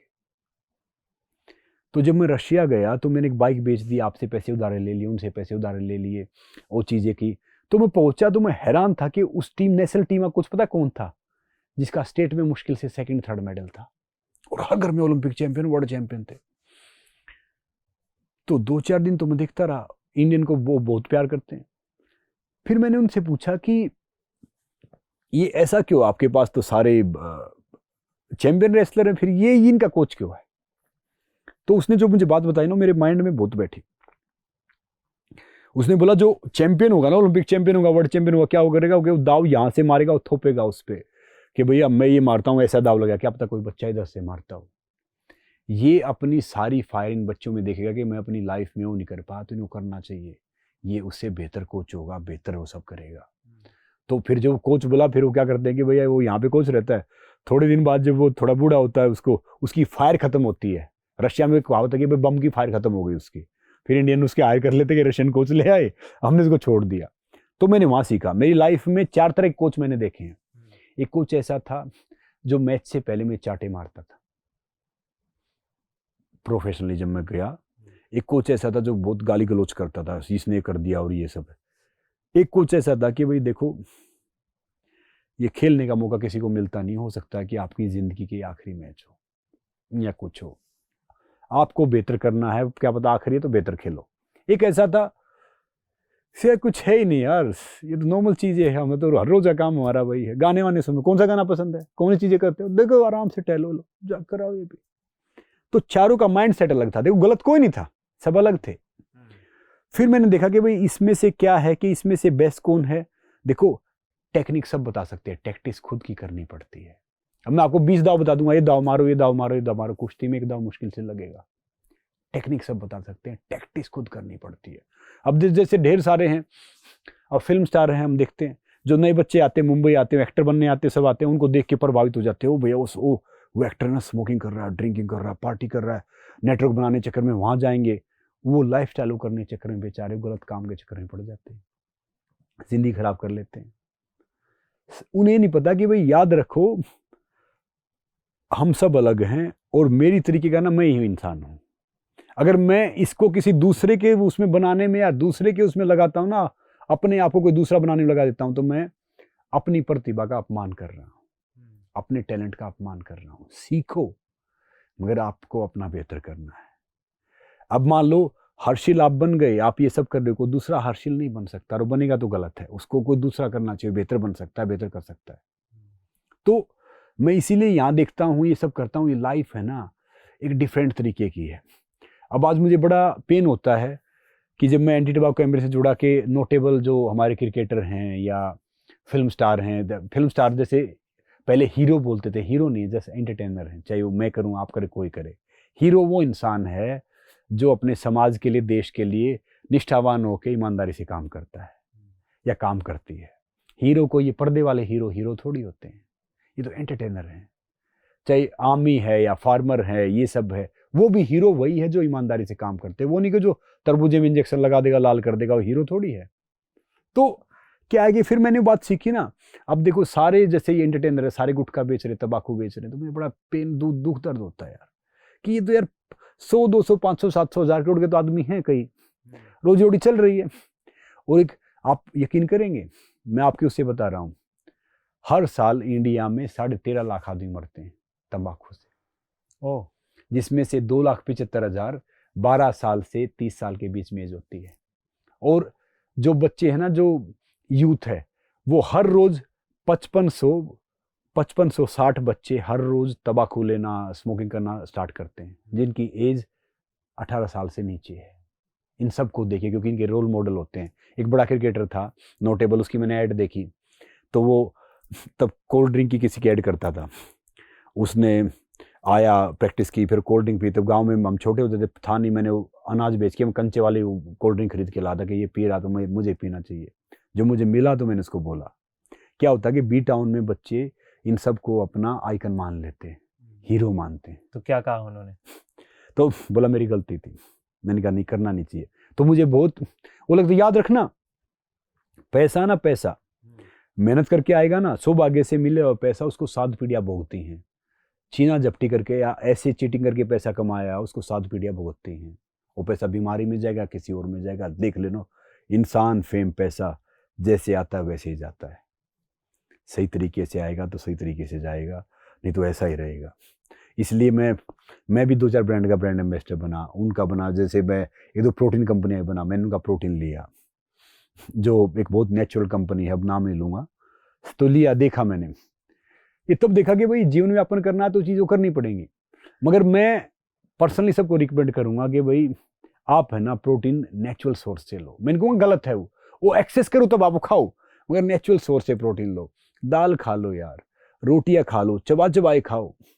देखो याद रखो, जो पिज़्ज़ा बर्गर ये बाकी चीज़ हम खाते हैं ना, उसका आप थोड़ा चबा लो। एक बड़ा एक वो बता रहा हूँ, वो टेस्टलेस हो जाएगा। और सूखी रोटी का ना चबाना स्टार्ट कर दो, वो है ना टेस्ट, उसमें क्या मज़ा टेस्ट आएगा, वो मीठी लगने लग जाएगी। तो ऐसे ही है, जो भी आपको खाना मिले, जो भी चीज़ें मिले, वो चीज़ खा लो। अगर आप संपन्न हो तो आप फ्रूट जरूर खाओ दिन में। आप संपन्न नहीं हो, फ्रूट नहीं मिलता तो भैया पानी पियो, छाछ पी सकते हो छाछ पियो, रोटी मिल सकती है तो रोटी खाओ। ब्रेड ये खाना, मल्टीग्रेन, ये ब्रेड, अवाकाडो, ये सब फालतू ही बात है। मैंने खा के देखा जब मैं मैच के दौरान था, ये कर लो और वो कर लो। आजकल मैं हैरान हूँ, ढेर सारे इतने बड़े बड़े आदमी शहद बेचते हैं या घी बेचते हैं, सब मिलावट का बेचते अभी हैं। आप क्या खाते हो? आपके जो 12 बजे की मील होती है और शाम की मील होती है, उसमें आपका मील क्या होता है?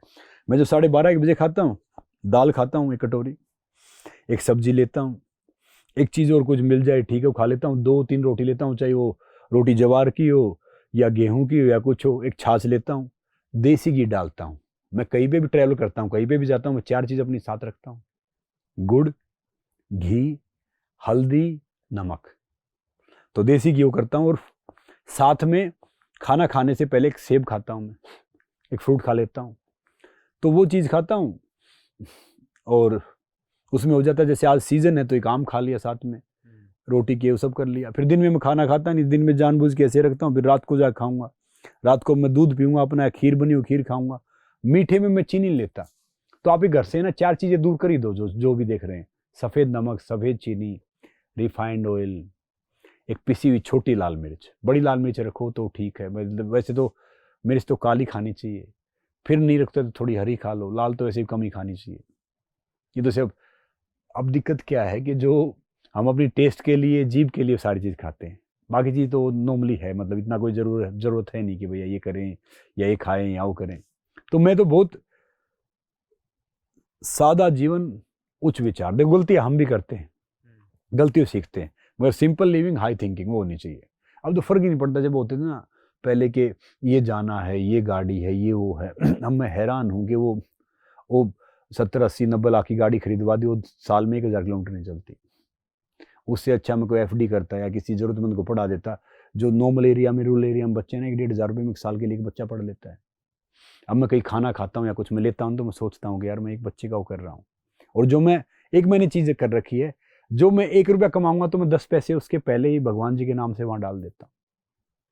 मेरे पास 1 रुपया कहीं से आएगा तो मैं 10 पैसे वहाँ डाल दूंगा, और इसीलिए वो चीज़ करूंगा नहीं। ना मैं किसी को फ़ोन करता काम के लिए, ना मैं किसी चीज़ को करता, मतलब वो समझ रहे हो ना। मेरा मानना है कि भाई जरिया बनो, कोशिश करते रहो, और इंसान थोड़ी दे सकता है, देता तो परमात्मा है। हाँ, आपके प्रयास सही होने चाहिए। और मेरी ज़िंदगी में ना, मैं आज आपको बताऊं, मेरी ज़िंदगी में कोई भी नो नाम का शब्द नहीं है। मेरी ज़िंदगी में नो का मतलब है नेक्स्ट अपॉर्चुनिटी, ना कोई एंड है। एंड का मतलब है एफर्ट्स नेवर डाई, ना कोई फेल है। फेल का मतलब है फर्स्ट अटेम्प्ट इन लाइफ। मैं मानता हूँ कि भैया हार्ड वर्क के आगे सफलता जोड़ी खड़ी हो जाती है। वाह।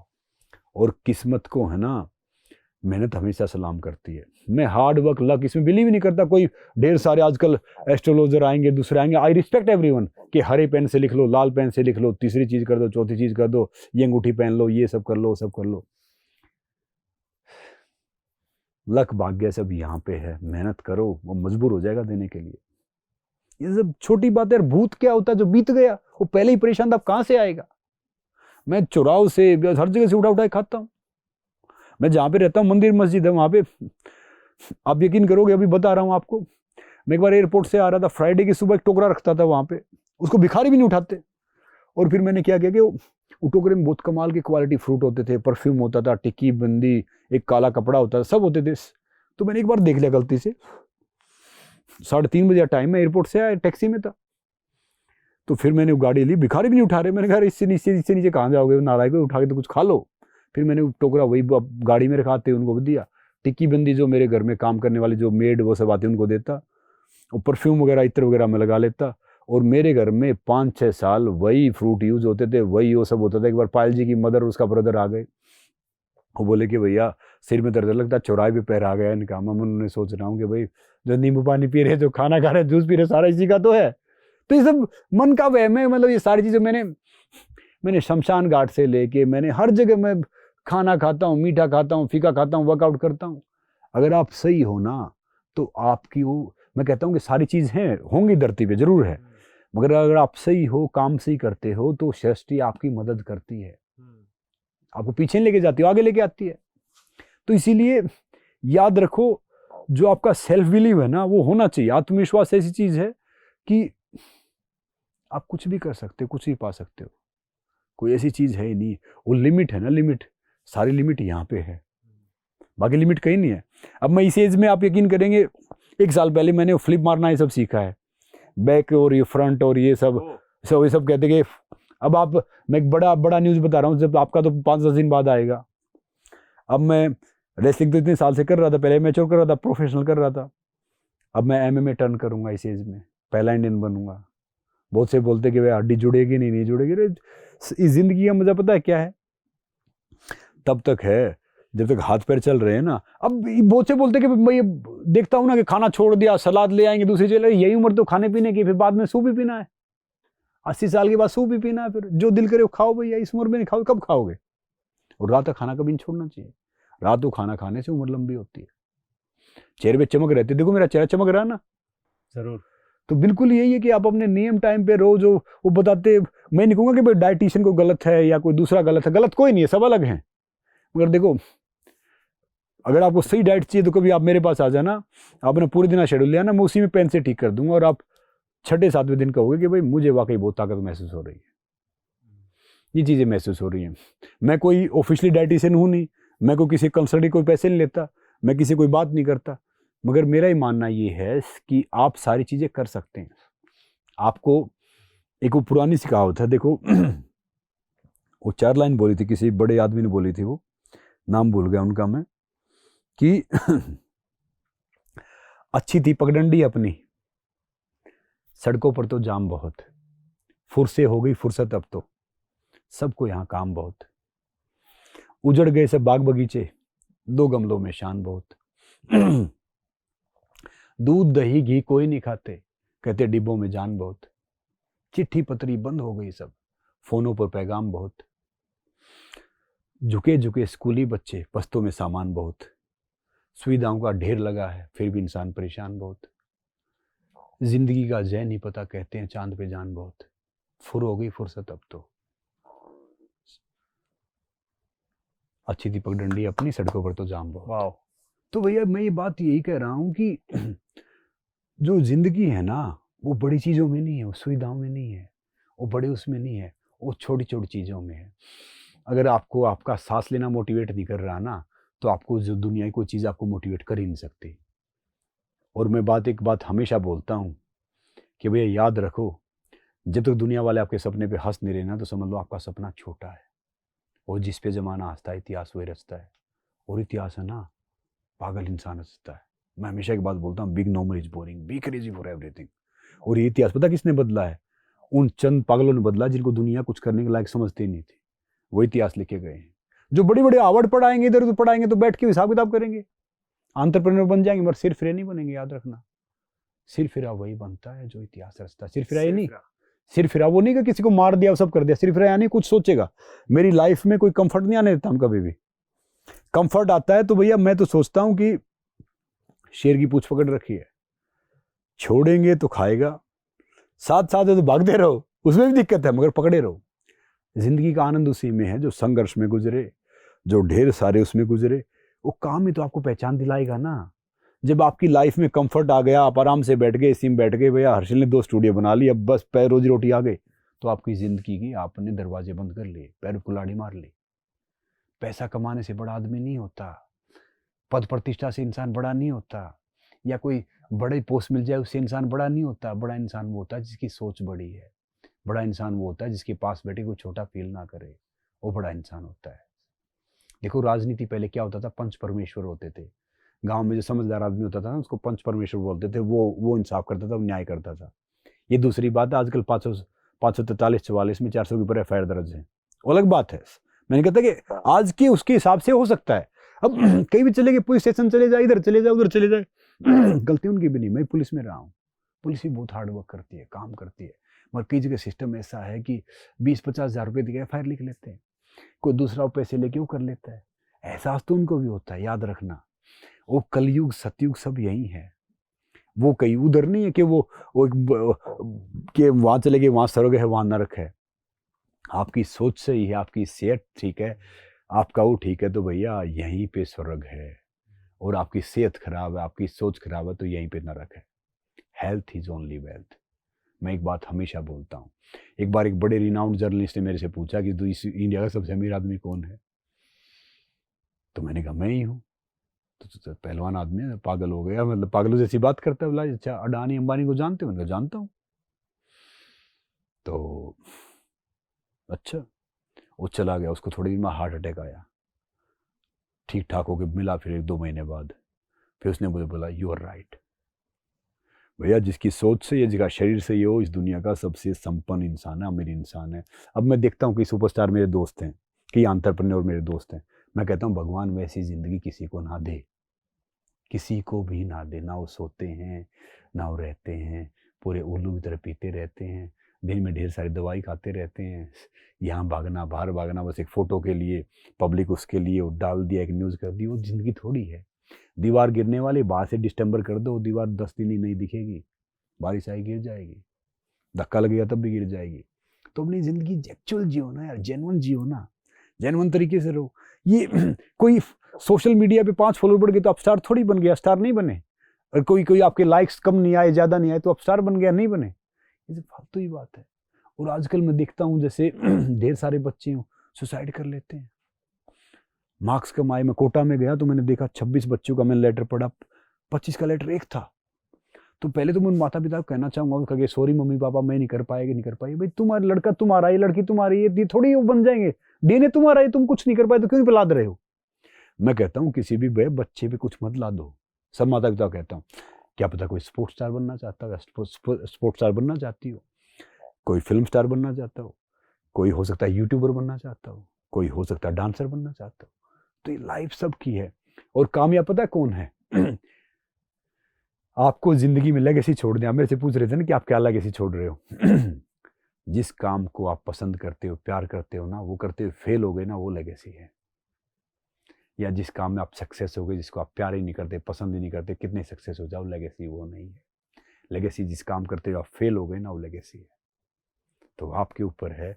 मैं एक बात हमेशा बोलता हूँ कि भैया भले ही वैसे कामयाब ना हो के जो काम करते हुए हम फेल हो जाए ना, उसका आनंद अलग है। और लाइफ में ना मलमलाहट नहीं रहना चाहिए। मतलब कहते हैं ना कि भाई मुझे ये करना है कि मान लो मुझे गमला उठाना, फिर मैं सोचता हूँ हर्षिल जी बुरा मान जाएंगे यार, वो बुरा मान जाएगा, उठा के देख लो। नहीं तो जो माइंड है ना, माइंड वो माइंड वो बड़ा हुआ है। तो जिंदगी में जो आपने हासिल कर लिया ना, जो हो गया वो अच्छी बात है, मगर जो मन में मलमलाहट है ना, वो काम जरूर करो, भले ही फेल हो जाओ, भले ही कुछ करो। आप खुद मुझे बताओ, जिंदगी में अगर रिस्क और रिग्रेट मिले ना, तो हमेशा रिस्क को चुनना। रिस्क ना लेना जिंदगी में सबसे बड़ा रिस्क है। कोई ऐसा साइकिल चालक है जिसका पैर नहीं टूटा हो, या छिला नहीं हो, कोई चोट लगी हो? कोई ऐसा व्यापारी है जिसको कभी बाजार में उसमें मुनाफे घाटा नहीं हुआ हो? कोई ऐसा प्रेमी है जिसका दिल नहीं टूटा हो? कोई ऐसा जहाज है जो पानी में चला हो, जिसका कोई हादसा नहीं हुआ हो? अगर नहीं है तो भैया यानी हम कच्चे हैं, अभी आप कच्चे हो। आप सेफ हो तो अनसेफ हो। जब आप फेल हुए तभी तो आपके दिमाग में क्या चला? मैं तो हर रोज फेल होता हूँ, मगर जब भी फेल होता हूँ ना, तो मैं सोचता हूँ कि भाई क्या कारण था कि जो मैं ये मैंने किया, तो मैं उसे सीखता हूँ। सबसे बड़ा अध्यापक आपका जो फेलियर है ना, वो आपका सबसे बड़ा गुरु है। अब मैं कई चीजें करना चाह रहा था, वो चीजें हो नहीं रही, तो मैं सोचता हूँ चाहिए हो नहीं रही, मैं बड़ा जिद्दी बड़ा हूँ, मैं जो सोचता हूँ ना वो चीज़ करके रहता हूँ। जब तक सांस है तब तक आस है, और ये सांस है ना, जमाना, ये सृष्टि तब तक दुश्मन है आपकी जब तक सांस है। सांस छोड़ने, जब सांस छूट गया ना तो पानी में आप छलांग मार दो, ये सांस है तभी तक आपको डुबोएगा, सांस छूटने के बाद ऊपर फेंक देगा, चाहे समुंदर है, चाहे दरिया नदी है, या कुछ भी है। और इंसान भी वैसे, जब आपका सांस छूटेगा तो फिर कहेंगे वह अच्छा था, राम नाम सत्य, कंधे भी उठा लेंगे। सांस रहेगा तो कंधे नीचे झुका देंगे। तो जब भी मैं अपनी लाइफ में, ढेर सारी असफलता आती हैं, अब भी आती हैं, फेल होता हूँ, देखता हूँ, तो मुझसे सीखता हूँ। मैं चुपचाप बैठता हूँ, देखता हूँ, सीखता हूँ। अब पहले होता था कि भाई छोटी छोटी चीज़ प्रतिक्रिया दे दो या सब कर दो। अब मैं बैठ के हंसता हूँ, सोचता हूँ, ठीक है, ये हो गया तो ठीक है, दूसरी जगह ठीक है, अच्छी बात है। मैं कभी भी किसी चीज़ में कोई मानता नहीं गलत हुआ। जो होता है याद रखो, जो जिंदगी में बदलाव आता है ना, चेंज आता है, परिवर्तन से मत डरो, परिवर्तन को रोकने से डरो। परिवर्तन एक संसार का नियम है, अगर आप नियम के अगेंस्ट जाओगे ना तो फिर आपको दिक्कत आ जाएगी। तो मैं लाइफ में फेल होता हूँ, और ढेर सारी बार फेल होता हूँ, भी फेल होता हूँ, मगर मैं हार नहीं मानता। बस मेरे में एक टैलेंट है, बाकी कोई टैलेंट है नहीं, कि मैं कभी गिव अप नहीं करता। और जब तक आप हार नहीं मानते ना, तब तक आप चैंपियन हो। जिंदगी में एक बड़ी अच्छी बात बता रहा हूँ, जो खासकर यूथ सुनेगा उसको। जिंदगी में एक होता है स्किल, एक होता है विल। स्किल इतना इंपॉर्टेंट नहीं है, स्किल आप कहीं से निकले, मेरे को टैलेंट है नहीं, मैं तो सिर्फ हार्ड वर्क करता हूँ, मेहनत करता हूँ, वो करता हूँ। विल इंपॉर्टेंट है। मैं मैट पे खड़ा हूँ, रिंग में खड़ा हूँ, जब तक मैं खड़ा हूँ, दाव मार रहा हूँ, मेरी स्किल है। जब मैं गिर गया ना तो मेरी विल मुझे उठाएगी, स्किल नहीं उठाएगी। तो आप में विल होना बहुत जरूरी है। और वो विल पता कहाँ से आएगा? वो विल आएगा आपकी सोच से, आपके ईमानदार रहने से, आपके कार्य करने से। और आप अगर शक्तिशाली हो जाए, शक्तिशाली यानी कि मसल बड़ी हो जाएंगी, आप दिमाग से, शरीर अगर आपका स्वस्थ है तो भैया वो सही है। और मैं एक बात हमेशा बोलता हूँ, देश को ना, देश को कोई नेता नहीं चलाता, ना एंटरप्रेन्योर चलाता, ना और कोई चलाता। देश को पता है कौन? आपकी मेरी तरह मास्टर का, कुम्हार का, लोहार का, मजदूर का, किसान का बेटा बेटी देश चलाते हैं। और आपने अपने हिस्सा काम कर लिया, उन्होंने अपने हिस्सा काम कर लिया, मैंने अपने हिस्सा काम कर लिया, हमारे लिए हमारा देश बनना वही स्टार्ट हो गया। इसीलिए मैं कभी भी, मैं किसी को मत डालना है मत डाल देता हूँ। मैं कभी भी किसी पार्टी में या व्यक्तिगत नाम किसी को टिप्पणी करता हूँ, ना प्रचार करता हूँ, ना वो जानता हूँ। मेरा मानना ये है कि भाई हम थोड़े से दिन के लिए आए, इसी में कहाँ इतना वो करना, अपने फोकस रहो। मैं भी आलसी होता हूँ, आलसी भी होना चाहिए। एक दिन तो ना, सप्ताह में एक दिन चुन लो जिसमें आप थॉटलेस रहो, कोई थॉट नहीं आया, कोई काम नहीं करना, जहां पे पड़े हो पड़े रहो, जो कर रहे हो करते रहो, जो कुछ करते रहो। अगर आप रील स्क्रॉल कर रहे हो तो रील स्क्रॉल करते रहो, मगर करते रहो बस। एक दिन ऐसा रखो कि कुछ ना सोचना ना करना है, तो ये माइंड है ना चार्ज हो जाएगा। इस पे एक दिन मौका मिले, शरीर पे तेल की मालिश कर लो, नॉर्मली सूर्य नमस्कार कर लो, बाकी चीजें कर लो, तो सारी चीज इजी लो। बस ये कोई नहीं कर। जो नॉर्मल व्यक्ति है उसे डेली वर्कआउट क्या करना चाहिए? जो एक साधारण इंसान है उसको सबसे पहले toe to head warm up करे। चाहे आप जिम कर रहे हो, चाहे आप योगा कर रहे हो, चाहे आप प्राणायाम कर रहे हो, चाहे आप कमांडो ट्रेनिंग कर रहे हो, टो टू हेड मैंने एक वीडियो बनाए हैं, बहुत सब बच्चों के लिए बनाए हैं, कोई बीमारी है उसके लिए मैंने बनाए हैं। तो मैं आप सबसे आग्रह करूंगा, कोई चैनल कोई और ही कोई डाल के बैठा था, हमने उससे आग्रह किया 7 दिन पहले, हमने एक चैनल लिया कि उसमें अपना नाम डाला, तो toe to head warm up करे। उसके बाद अगर आपको ताकतवर बनना है कोई आम इंसान को, तो उसको सारे वर्कआउट मिक्स करने पड़ेंगे। 7 दिन में से मिनिमम 6 दिन वर्कआउट करे। मैं जिस दिन वर्कआउट नहीं करता उस दिन मैं खाना नहीं खाता। मैं पहले एयरपोर्ट पे जाता था, लाउंज बैठ जाता, आजकल मैं एयरपोर्ट पे चलता हूँ 1-2 घंटा, सुबह शाम चलो, दोपहर में नहीं चलना होता। तो वो किया, वो प्राणायाम करे, योगा करे। योगा प्राणायाम तो हर रोज करना चाहिए, वो आपकी इंटरनल बॉडी के लिए। आउटर बॉडी के लिए डिफरेंट करो। कभी आप थोड़ा भाग लिए, कभी आपने कोई गेम खेल लिया, कभी आपने डिफरेंट चीजें कर ली, कभी डिप्स मार ली। कोशिश करो कि सूर्य नमस्कार जरूर करो। 5 से स्टार्ट कर दो, फिर 7 पे आ जाओ। 12 करोगे तो सर्कल हो जाएगा, क्योंकि सूर्य नमस्कार में 12 स्टेप होते हैं। मैं तो दंड मारता था 3-3 हजार लगातार, हाथ रख दिया तो 3000, 2500, 3000 मारता था। 1500, 2000। नाक बहती थी, एक हाथ से नाक साफ करता था। कोच भी आउट डंडा ले खड़े हो जाते थे। तो एक अलग है सबके लिए। याद रखना कि फिटनेस क्या है, मैं आपको सबको बताता हूँ, जो आम इंसान है, आप भी सुन रहे हैं, कि हम अपने दैनिक कार्य आसानी से कर ले और हमें नींद आराम से आ गई तो फिटनेस है। फिर वो हमारे ऊपर है कि इसका लेवल कहाँ लेके आ जाए। कोई 10 किलोमीटर भागेगा, कोई 2 किलोमीटर भागेगा, कोई 3 किलोमीटर भागेगा, कोई 4 किलोमीटर भागेगा। मगर हर रोज़ आप कोशिश करो कि 1-2 किलोमीटर भाग लो, बाकी चीज़ें कर लो, डिफरेंट वर्कआउट करो, डिफरेंट खाना खाओ। किसी दिन आपने लिक्विड पे रह गए, किसी दिन आपने फास्ट कर लिया, किसी दिन आपने पूरा खाना खा लिया, किसी दिन कम खा लिया, खाना ज़रूर खाओ और खुश रहो। एक छोटा बच्चा ना दिन में 250-300 बार मुस्कुराता है, उसके चेहरे पर रिंकल होते हैं। हम ऐसे रहते जैसे कॉन्स्टिपेशन हो गया, हम दिन में मुश्किल से 10 बार नहीं मुस्कुराते दूसरों को दिखाने के लिए। दिल से मुस्कुराओ, दिल से खुश हो। तो मैं एक मंत्र सबको देता हूँ फिट रहने का, वो आप सबको दे रहा हूँ। खाना भूख से कम, पानी डबल, वर्कआउट ट्रिपल और हंसना 4 गुना। आप हो गए फिट। चाहे आम है या खास है। मैं एक वो नहीं उठा सकता था, आज मैं हाथों पे इतना चलता हूँ कि मैं यहाँ से आपके घर पे चला जाऊंगा वर्ली। तो शरीर है ना, ये बहुत ताकतवर है। छोटी मोटी बीमारी से कुछ नहीं होगा, घबरा दवाई नहीं खानी है, पोस्टमार्टम में चाकू से काटना पड़ता है। इतना ताकतवर शरीर है। हम छोटी सी बीमारी हो डर जाएंगे, घबरा जाएंगे, भाग जाएंगे, ये सब हो गया। अरे तो बीमारी तो खांसी जुकाम हो जाए, बुखार हो जाए तो प्रोसेस आने दो। और कुछ मुझे जैसे एक डॉक्टर था, खाना खाता खाता अटक गया ऐसे। पायल जी कुछ बोल रहे थे, अब उनकी सारी फैमिली बहुत पढ़ी लिखी है। उनके फादर IIT कानपुर टॉपर, उनके दादाजी टाइम्स ऑफ इंडिया के एडिटर थे पूरे इंडिया कई साल, वो गुजरात बोर्ड टॉपर, वो भी इंजीनियर हैं। और हम दोनों बिल्कुल अलग। उनके भाई इंजीनियर, उनकी मदर टीचर। जबरदस्ती ले गए डॉक्टर के पास। कोई ENT था, पहले 2-4 हज़ार उसने ले लिए, फिर एक चले गए इसका होकर CT स्कैन करवा लो। CT स्कैन वाला डॉक्टर था, वो पूरा बिल्कुल बाल उड़ा के बैठा, गंजा सा, नाम भूल गया उसकी, कौन सी वो था, नाम लेना नहीं चाहिए। तो बोला आपकी फूड बैग थिक है, तो बड़ी अच्छी बात है, खाना आराम से जाएगा। बोला नहीं, उसके ऊपर गांठ है, 1-2 हो सकता है, एसिडिटी हो, कैंसर हो, TB हो, आप इसका एंडोस्कोपी करवाओ। इधर कितनी उम्र है? बोला 36 साल में। 36 साल में सारे बाल उड़ा के बैठे, पहले अपना चेक करवा लो ना। तो कोई आम आदमी होता तो बेचारा वही मर जाता। एक रिपोर्ट आई थी रोहतक में, हरियाणा में, बस जहाँ से मैं हूँ, 2 ने अपना ब्लड टेस्ट करवाया, बॉडी का चेक करवाया, एक को कैंसर था, तो जो स्वस्थ था उसको गलती से कैंसर रिपोर्ट दे दी, और जिसको कैंसर था उसको गलती से स्वस्थ की रिपोर्ट दे दी।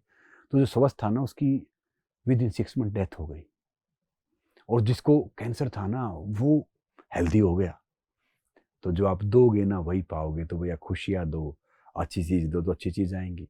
एक स्वस्थ एक आम इंसान को फिटनेस बनानी है तो धीरे धीरे स्टार्ट करे। पहले टू हेड वार्म अप करे, सूर्य नमस्कार कर सकता है सूर्य नमस्कार करे। अगर वो नहीं कर सकते तो वज्रासन में बैठे कुछ वो करें, वो उसमें भी नहीं कर सकते वॉक करें, वॉक नहीं कर सकते भागें, स्ट्रेचिंग करें। तो धीरे धीरे अपना वर्कआउट बनाएं। मैंने सबके वर्कआउट बना रखे हैं। एक आम इंसान को क्या करना चाहिए, डे 1 2 3 4 5 ऐसे। लोअर बैक में पेन है, क्या करना चाहिए, स्टमक में दिक्कत है, क्या करना चाहिए, नी में मैं कभी डॉक्टर के पास जाता नहीं। देखो नाक की डी टूटी हुई है, ये यहाँ आ गई थी, कपड़े से ऐसे सेक लिया, ठीक सीधी कर ली। ये पैर की फ्रैक्चर हो गया था, इसको पट्टी उट्टी बांध के इसको ठीक कर लिया। तो भैया सारी चीज़ तो नेचर में है, आपके सोच में, आपकी चीज़ों में। कोई चोट लग रही थी, हम क्या करते थे, दूध में घी डाला, हल्दी डाल के कर लिया। और एक आप सबको एक एंटीबायोटिक चीज़ बता के जा रहा हूँ, जो थोड़ी सर्दी हो स्टार्ट करना। पहले गिलास वार्म वाटर लेना, 2 मिनट का रेस्ट दे देना, ये कर लेना, कुछ कर लेना। 2 मिनट के बाद फिर दूसरे गिलास में आधा चम्मच हल्दी डाल लेना, वो पीना, फिर 2 मिनट का रेस्ट दे देना, फिर 1 गिलास नॉर्मल वार्म वाटर पीना। तो नेचुरल एंटीबायोटिक हो गया, आपकी बॉडी में पहुंच गया। तो जो बीमारियां ढेर सारी दूर हो गई। और बाकी जितना भी आप खुश रहोगे, जितना भी आप हंसोगे, जितना भी आप ग्रेटिट्यूड करोगे, उतना आप हेल्दी होते जाओगे, खुश होते जाओगे, सारी चीज़ करते जाओगे। और याद रखो, इस दुनिया में है ना तो कुछ साथ लेके जा सकते, ना कोई पाने जैसी चीज़ है, ना कोई खोने जैसी चीज़ है। बस यहाँ पे आए हैं, लेगेसी छोड़ दो। लेगेसी तब छोड़ सकते हो आप जब सेल्फलेस होकर काम करोगे।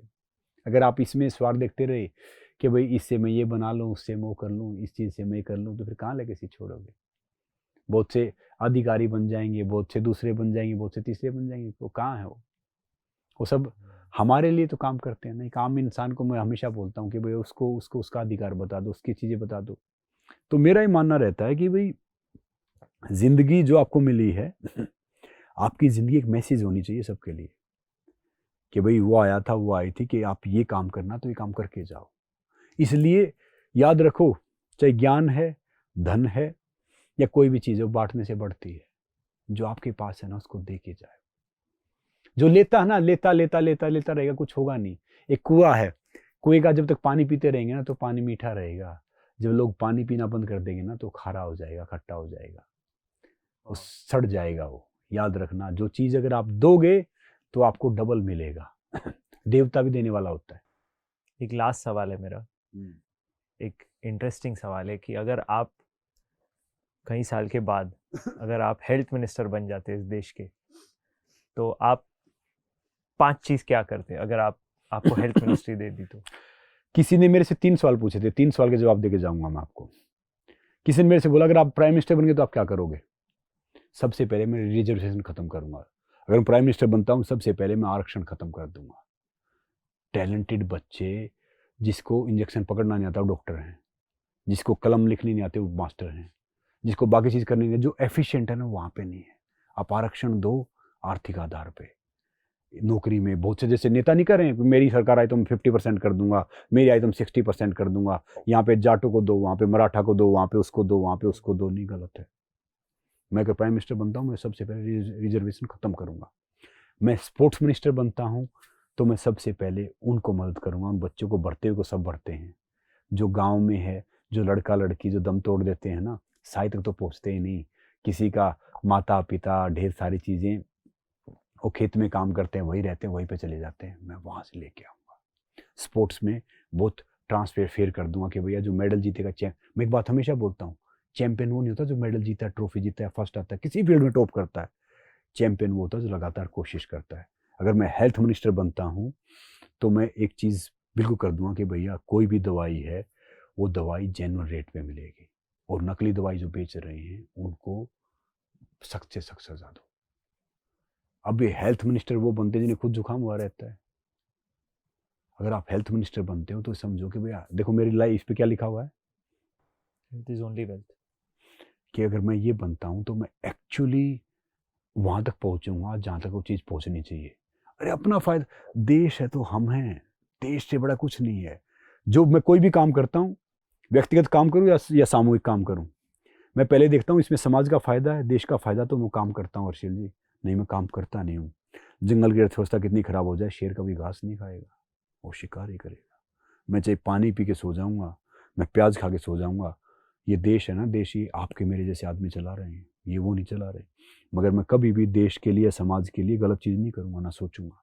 जब से समझ हुई है, देखो अब भी ठोकर खा के ठाकुर बन रहे हैं, समझदार तो हैं ही नहीं, मगर फिर भी जो जो थोड़ी वो समझ है ना, मैं वो चीज़ करूँगा।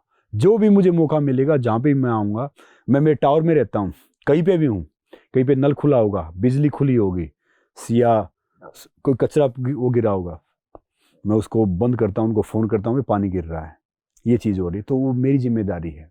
मालिक बनो, आप एम्प्लॉय बने, काम मत करो। जब तक हम आए हैं वैसे तो मालिक नहीं है, मगर जिस जगह पे रहो सोचो भाई मेरी जगह है। मैं आज भले एक दिन के लिए आया हूँ, तो मैं ये चीज़ मेक श्योर करूँगा कि भैया ये चीज़ आप ये कर लो, दूसरी चीज़ आप वो कर लो।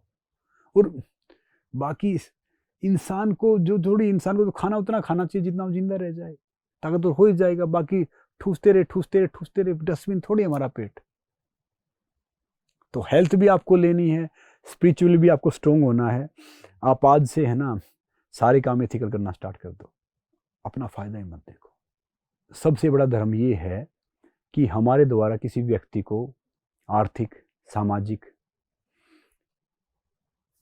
मानसिक या शारीरिक कोई भी नुकसान होता है तो हम गलत काम कर रहे हैं, पाप कर रहे हैं।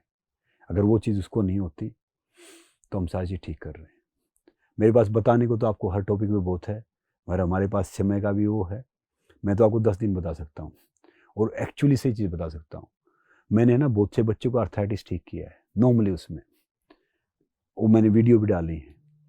कई ऐसे थे जो व्हीलचेयर पे चल के आए हैं, जो खड़े हो गए हैं, जिनसे सिर्फ मैंने बात की है। ये छोटी सी दिन है, याद रखना, पानी, जवानी, प्रतिभा, वो अपना रास्ता खुद खोज लेते हैं। और इस दुनिया में ना सबसे हल्का चीज़ पानी होता है, मगर बड़ी बड़ी चट्टानें तोड़ देता है। लगातार उसका बहना चट्टानों में छेद कर देगा। जब एक पतली सी रस्सी पत्थर पे निशान कर सकते हैं, हम तो इंसान हैं, वी कैन डू एनीथिंग। हमें अपनी ताकत का ही नहीं पता। हनुमान जी को उनकी ताकत याद दिलानी पड़ती थी। एक हनुमान जी ऐसे हैं जो हर जगह विराजमान हैं, तो हम उन्हीं के तो अंश हैं। मैं कहीं नहीं जाता, मैं जैसे कहीं भी जाता हूँ मैं फील करता हूँ कि मैं उन्हीं का तो अंश हूँ। वो कहते हैं ना कि मुझे कहाँ ढूंढे रे बंदे, मैं तो तेरे पास में, ना मैं मंदिर, ना मैं मस्जिद, ना काबे कैलाश में। तो अगर आपने अपने अंदर थोड़े से 5 मिनट बैठ के तो भैया दर्शन हो गए। अब वो हम माता का भंडारा करते हैं, सब ठीक अच्छी बात है। घर में जो बूढ़ी माँ, उनको तो उसके पैर ही नहीं छूते, तो कुछ खिलाते ही नहीं, उसको पता ही नहीं।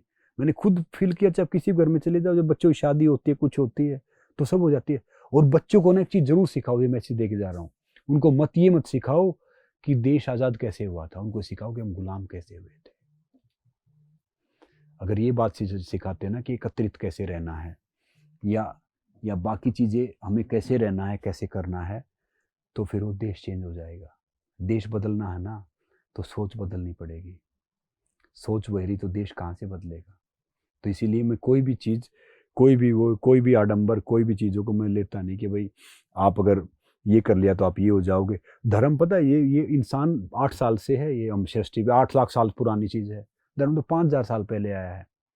5 सेकंड उसके हिस्से में आते हैं, तो 5 सेकंड के चक्कर में ना हम 23 घंटे 59 मिनट 55 सेकंड खराब कर लेते हैं।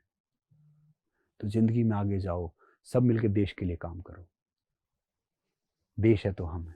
देश है तो हम है। बहुत बहुत बहुत धन्यवाद। सबसे पहले माँ धरती माँ है। आई थिंक ये जितना भी टाइम आपके साथ बिताने का अवसर मिला है, उसमें हर एक सेंटेंस में, मैं तो इसको जो आपने कहा है ना, मैं सच कह रहा हूँ कि मैं इसको एटलीस्ट 4 बार सुनने वाला हूँ, जो भी आपने कहा है। बिकॉज हर एक लाइन में आपने इतना सत्य कहा है और इतनी गहराई डाली है। तो मैं बहुत बहुत धन्यवाद कहना चाहता हूँ आपको। बहुत बहुत बहुत धन्यवाद कि आप यहाँ आए। थैंक यू हर्षिल जी। और याद रखना हर्षिल जी, सच्चाई परेशान हो सकती है, पराजित नहीं। सत्य के साथ रहो। सत्य का सब उपहास उड़ाएंगे, सब मजाक करेंगे, रोकेंगे, तोड़ेंगे, पर लास्ट में जीतेगा वही। सब उसके साथ खड़े हो जाएंगे। तो आपकी कामयाबी वही है कि आप कितने खुश हो, कितने पीस ऑफ माइंड में। मैं सच बताऊं, मैं बहुत पीस ऑफ माइंड में रहता हूँ। मुझे कोई टेंशन ही नहीं होती ना। बहुत से बोलते कि वो क्या करोगे, ये सब क्या होगा और सब क्या होगा, मैं सोचता ही नहीं। मैं तो आज की सोचता हूँ।